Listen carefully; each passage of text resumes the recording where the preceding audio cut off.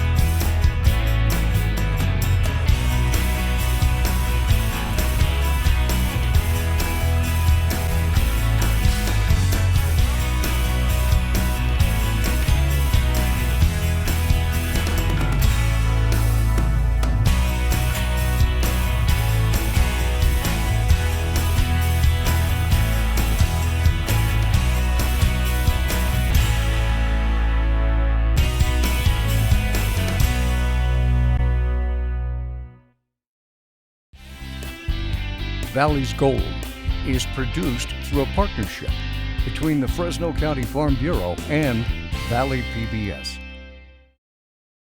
Production funding for Valley's Gold is provided by Everyone enjoys getting together to laugh, to talk, and mostly to eat.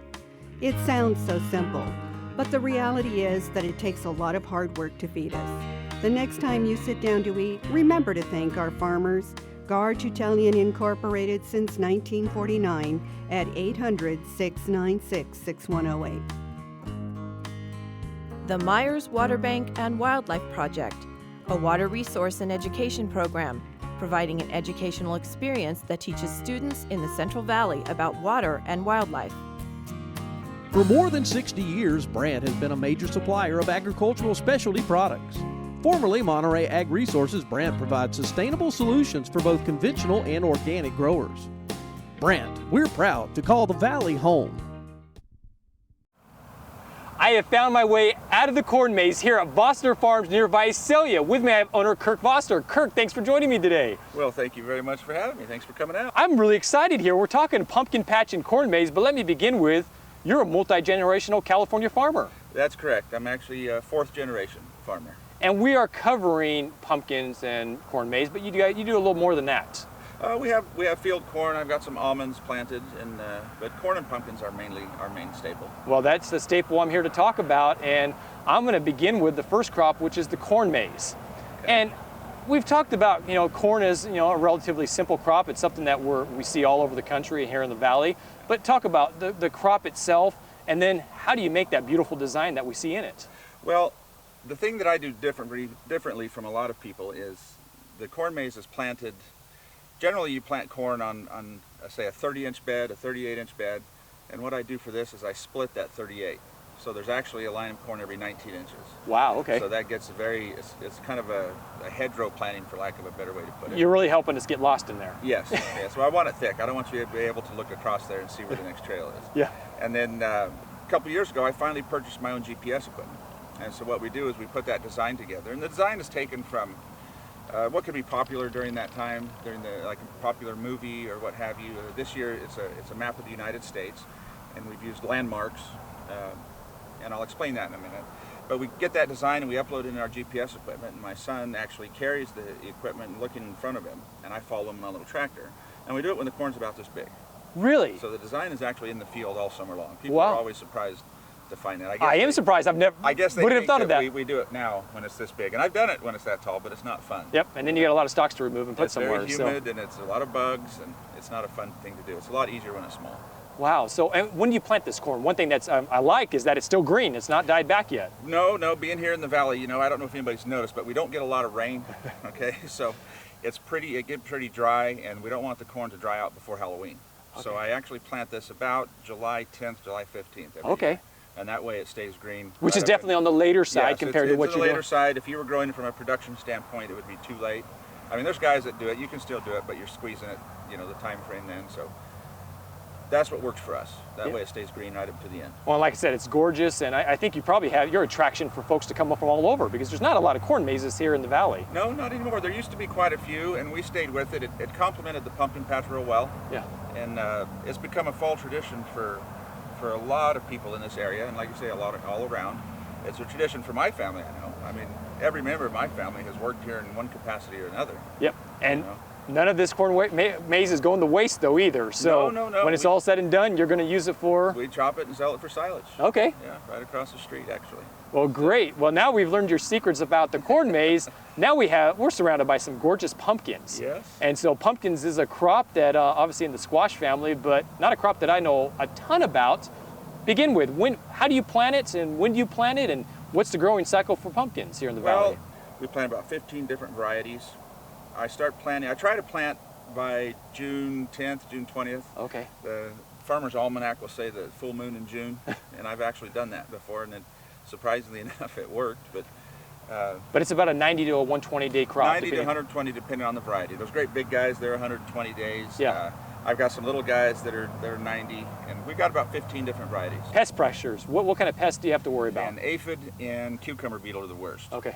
And you got to I usually treat that before they even come out of the ground.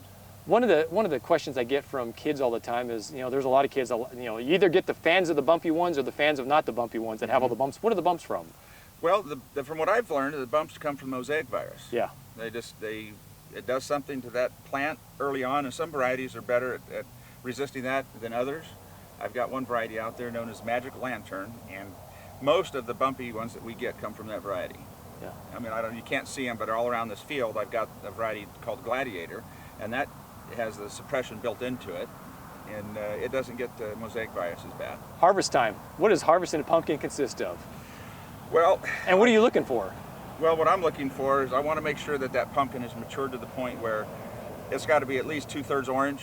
It'll finish oranging up after it's cut. Okay. Okay. If you cut it too soon, it'll just melt that much sooner.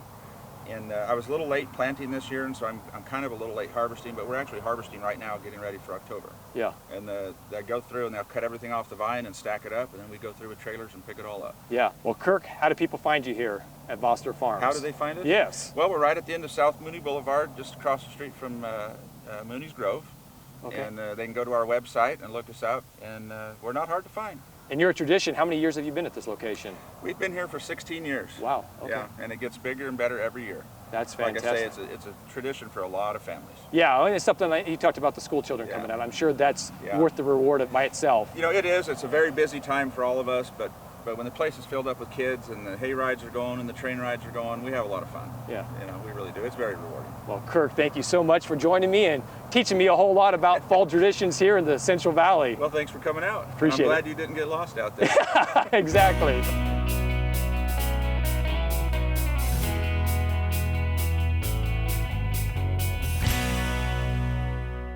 I have found my way down to Pixley to discover a little-known valley crop, hops. With me I have Landon Friend, a grower. Landon, thanks for joining me. Yeah, you're welcome. Thanks for having me. Well, let's begin with, how'd you get into the hops business? Well, I have a friend from college who's a home brewer, and so he said, well, you've got a couple extra acres out there, let's give it a shot.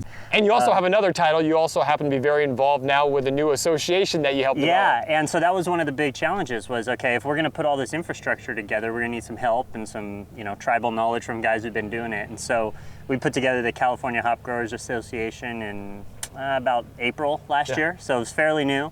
I think there's about 24 growers that we've accumulated from Sacramento down to San Diego, and then we're kind of the lone wolf in the middle part of the state. And this isn't a shot in the dark for you because you do come from a growing family, so you guys have been in agriculture for several generations forever, here. Right? Yeah. But just a new crop that you've been trying. So let's delve into it. Hops. Where do you even begin? Absolutely, yeah. Well, hops are a pretty interesting plant. So they are perennial. So they'll die back every year and they'll go dormant and then they'll come back. And they're actually called a bine. So instead of being like bine with a B. With a B, right? Okay. Yep. So instead of having a tendril like a grape plant does, we actually have to wind them around the string each year and kind of train them up. And there's one little neat distinctive fact here.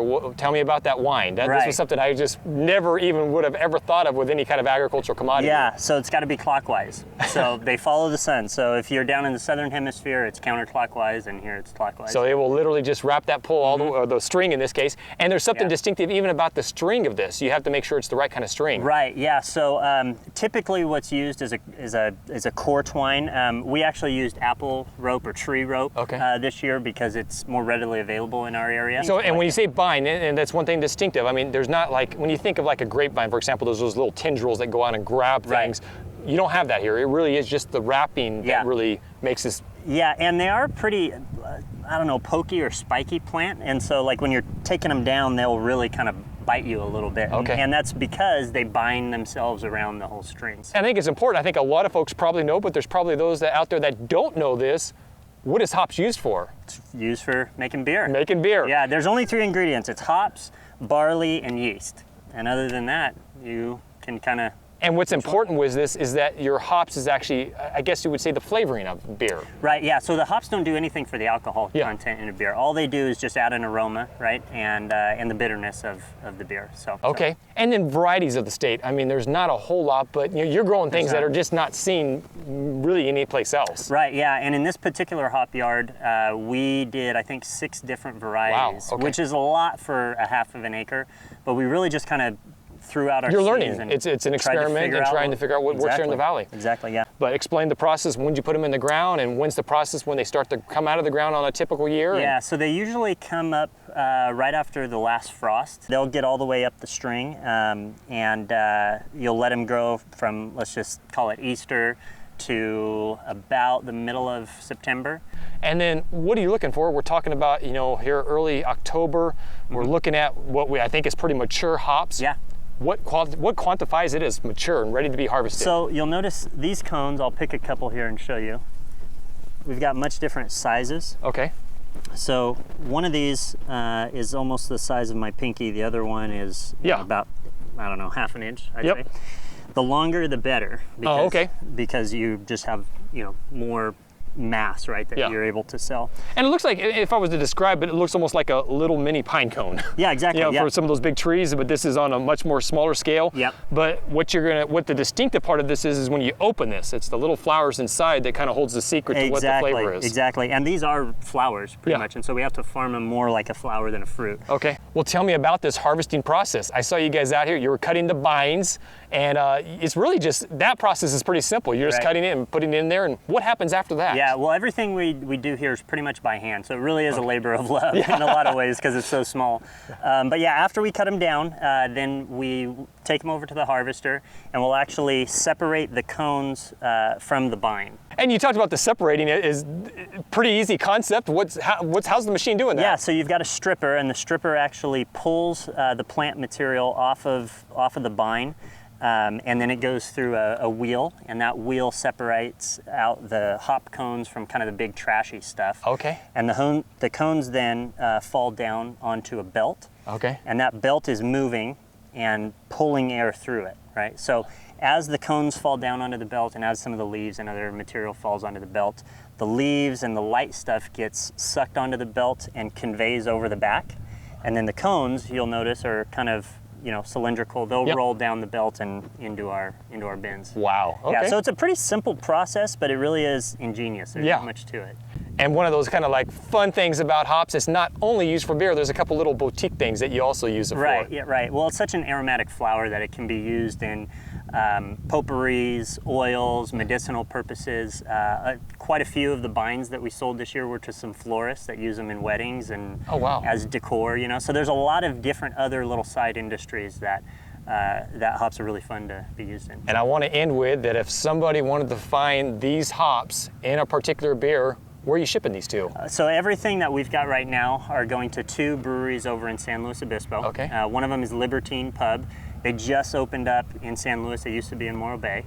And then the other one is Dunbar Brewing in Santa Margarita. So just kind of, a couple miles away from San Luis. Well, fantastic. I'm sure some people are going to want to go over there and check this out. Absolutely. Because being a Valley product here, it's something that I think something to be proud of for It sure. sure is, and it's a lot of fun too. I think the whole industry is one in which there's a lot of camaraderie and help, so it's been great. Well, great, Landon. Appreciate the information on a crop that I didn't even know existed until I made contact with you, so I'm so fortunate I came out here to check it out. Yeah, well, next year when you come out, we'll have a more luscious thing. We're kind of right at the tail end of our harvest here, and yeah, I really appreciate the opportunity. Well, thank you so much. Appreciate you sharing your information. Thanks.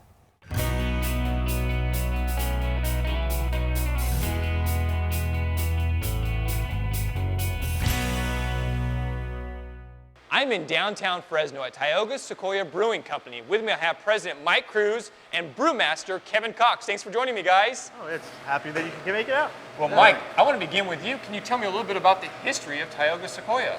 Sure. So we're a brewery that was founded in 2007. We purchased this building in downtown Fresno in 2010.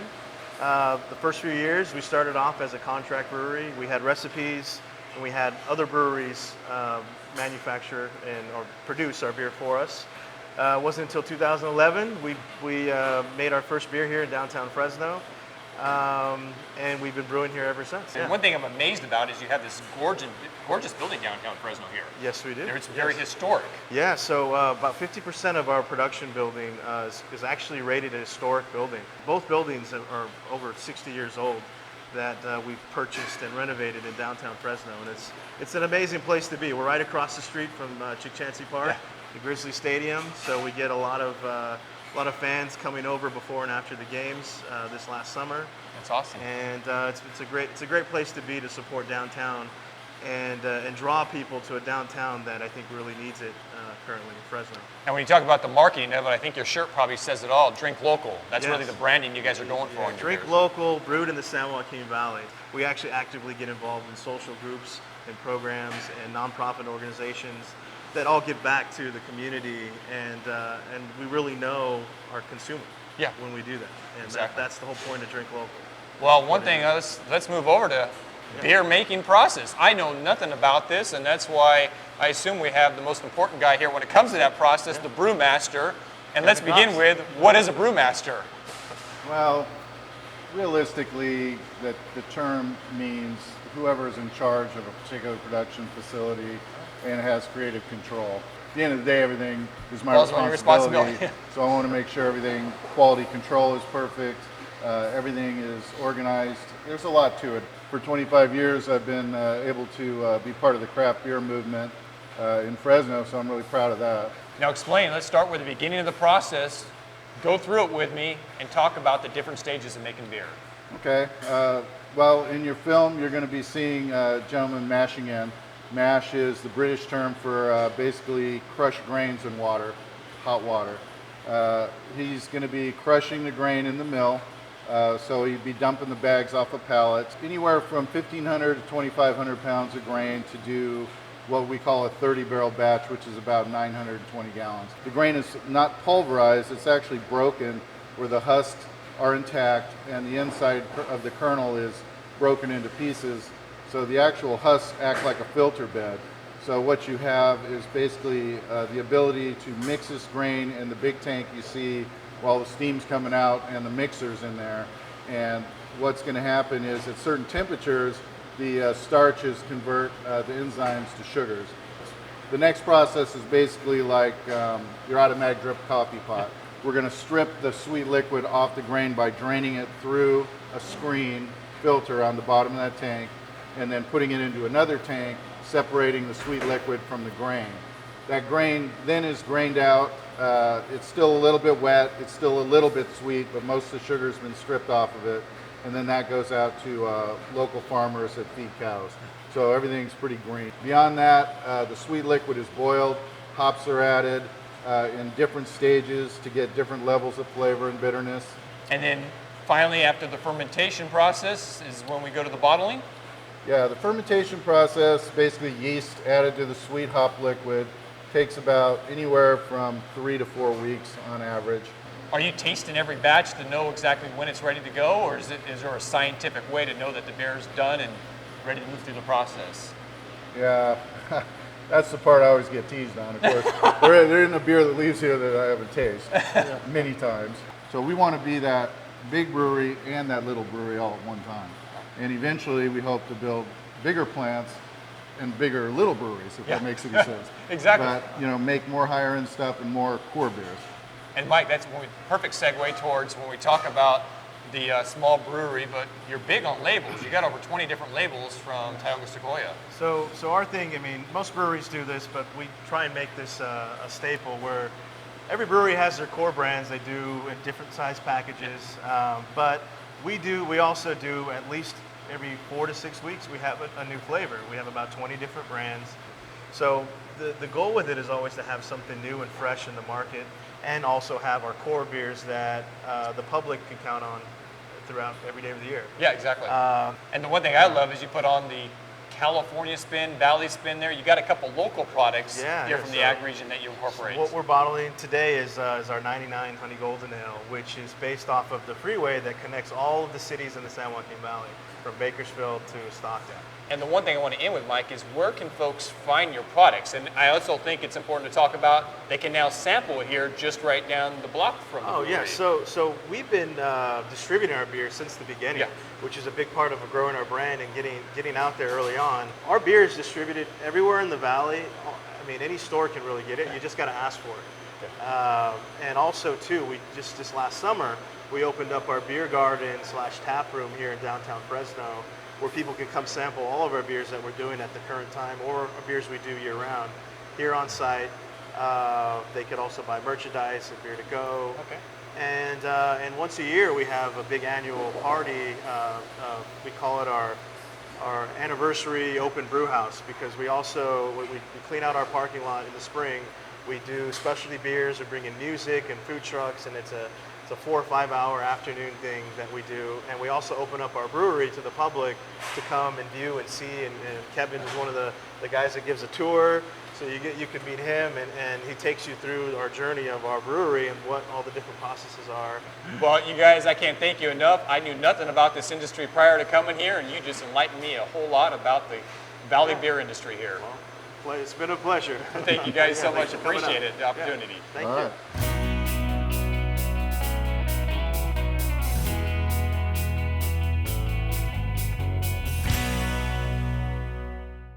I've headed to Visalia to the Vintage Press to learn about one of their fall specialties. With me, I have one of the family partners, David Vartanian. David, thanks for joining me. Happy to be here. Well, David, let's begin with the very rich history of this restaurant.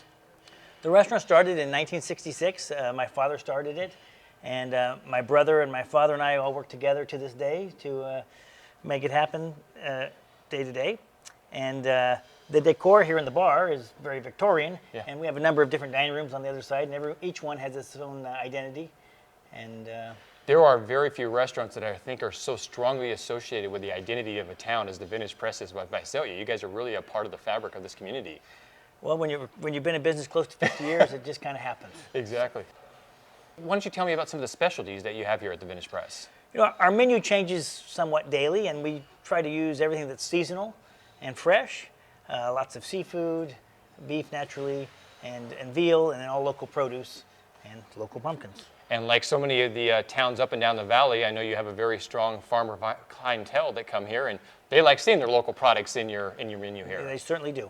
We buy a lot from the farmers markets and from the local farmers around. A lot of things that we use at night are just picked that day. So we're very, very fortunate here in Visalia. Well, there is a very specific reason I'm here for this particular visit. It happens to be fall time, and when I think of fall time, one of your menu items probably has one of the strongest tie to that fall time, and that happens to be your whole roasted baby pumpkin, and you're going to tell me some of the secrets of what you do to make this. First off, how did you begin or think of the idea of this creative? Actually, my brother came up with this, and it's been on our menu probably about 30 years now. Wow. So, but it's we take the little pumpkins and we roast them. And it's a one of a kind. I've never seen this anywhere else, and that's why you guys are. It's a trademark. Yes. Our signature dish this time of year. And we hollow out the pumpkin, take the seeds out. Yeah. And then we caramelize onion. And this is the same pumpkin you just see at the store? That's right. You see them in the store. And this time of year, what's nice about these is they're seasonal. You can't have this in July because it's seasonal, fall and winter. We caramelize some onion and we mix it with smoked chicken, Jarlsberg Swiss cheese, and a little spicy sriracha chili sauce, salt, pepper, and chives, and cream. Mix that all together and fill the pumpkin. And then, again, roast it until it's nice and hot and bubbly. and serve a little butter sauce with it and some green onion and pink peppercorns. And you make it sound so simplistic, but one of the things I was amazed of when I saw your ingredient list, as you just explained, it's simple. It's simple. It's not overly complicated, but No. the taste of it is just phenomenal. And I just love to, like I said, come down here and visit you guys to get this on this annual basis. It is very simple, but I always tell people that if this just seems too hard, that the best thing to make for dinner is reservations. Yeah, absolutely. Well, I'm going to give this thing a try because I love it, and I figured it would be a good chance to come try it out again. So I'm going to dig into here. Please do. Make sure I get a little bit of the pumpkin and the chicken.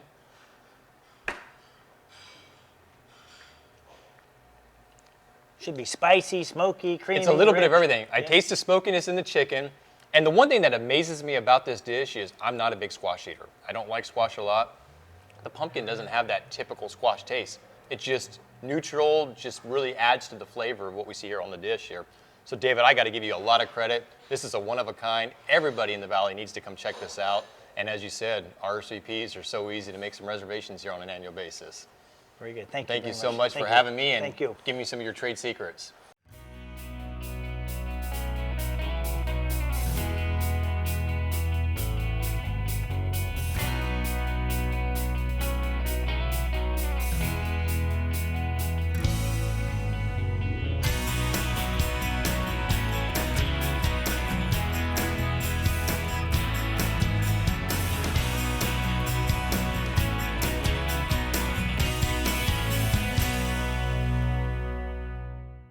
Production funding for Valley's Gold is provided by Everyone enjoys getting together to laugh, to talk, and mostly to eat.